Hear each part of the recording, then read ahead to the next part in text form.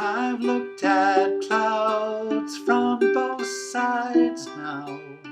Hi everyone, Jim Beloff here, and I'm going to be introducing you to two ways to interpret Joni Mitchell's Both Sides Now. Um, Before we get into the first example, let's just talk through some of the chords we're going to be using and the fingerings.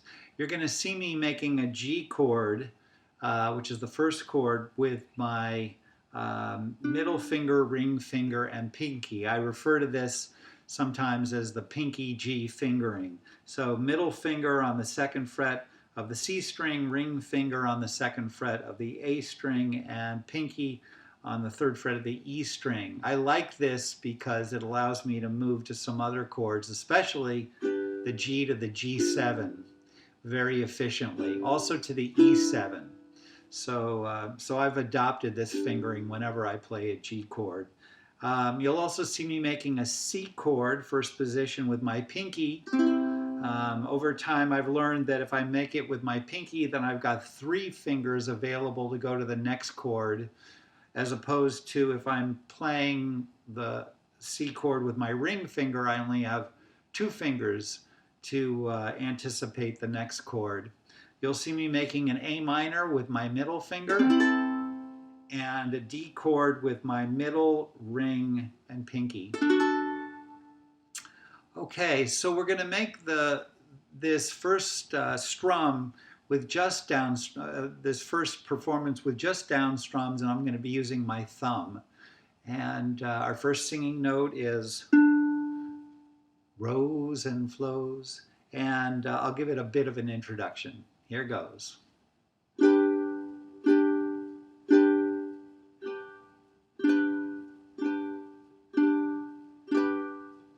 Rows and flows of angel hair and ice cream castles in the air and feathered canyons everywhere.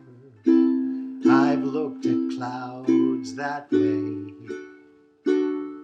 but now they only block the sun. They rain and snow on everyone. So many things I would have done, but clouds got in my way. I've looked at clouds from both sides now, from up and down, and still somehow it's cloud illusions I recall. I really don't know clouds at all.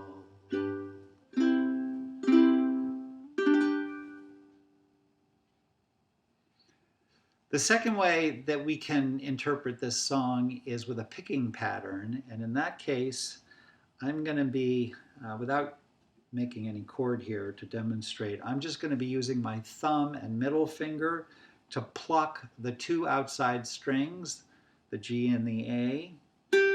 Then my thumb is going to pluck the C string. My index finger is going to pluck the E string. And thumb again is going to pluck the G string. And it's going to happen twice per measure. So at a very slow tempo, it would be like this.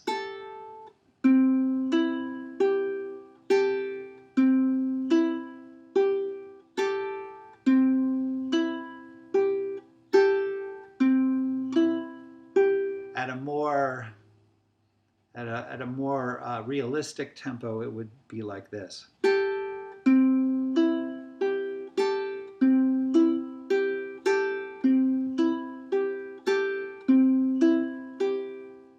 So, again, I'm going to give it a little bit of a 2-bar intro and see how you do. Here we go.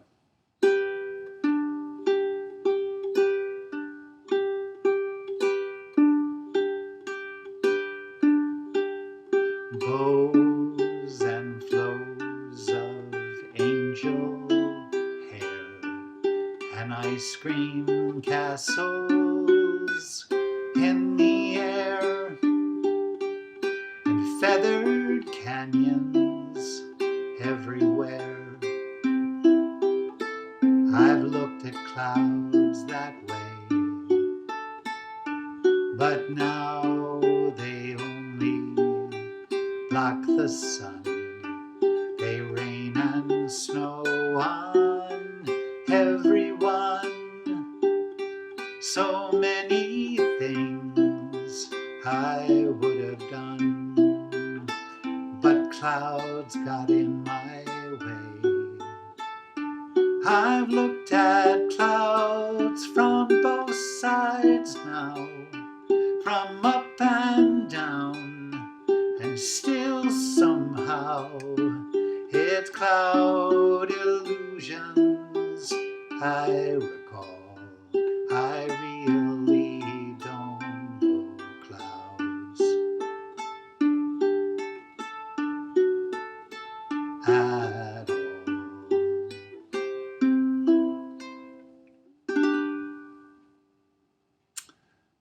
So hopefully this has been somewhat helpful, and however you choose to interpret it and at what tempo,